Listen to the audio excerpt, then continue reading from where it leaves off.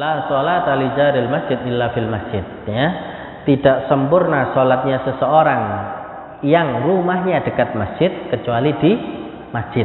Nah, ini menunjukkan keutamaan masjid.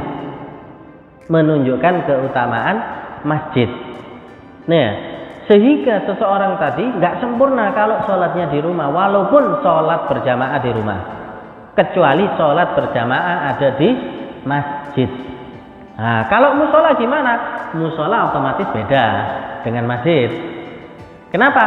Karena di masjid bisa itikaf, di musola nggak bisa itikaf. Nah, ketika di musola sholat berjamaah, di rumah sholat berjamaah, maka di situ dilihat keutamaannya jamaahnya.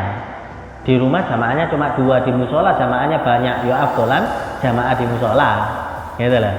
Ya, wah di rumah jamaahnya orang 50 misalnya, di musola cuma 2 misalnya. Gimana? Ya afdolan jamaah di rumah, gitu. Nah, jadi keutamaan masjid di sini karena ada itikafnya.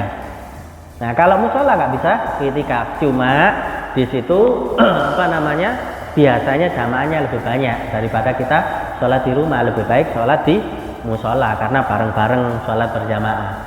Nah, insya Allah musola ini wallahu alam ya, apakah diadakan ini mungkin untuk supaya perempuan-perempuan yang yang udzur bisa tetap masuk musola.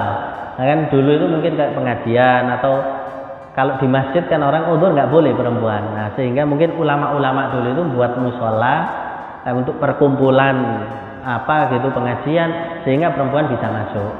Nah, jadi sebenarnya kalau di Arab sendiri nggak ada itu musola, semuanya masjid, walaupun kecil masjid. Nah, cuma di Indonesia perbedaan, masjid pasti wakaf, musola belum tentu wakaf. Bisa jadi musola milik keluarga. Nah, sehingga kalau milik keluarga, orang mau sholat di situ harus izin. Itu musolanya siapa? Musolanya Haji ini misalnya. Oh, sholat di situ izin. Kalau nggak izin bisa dosa sampean.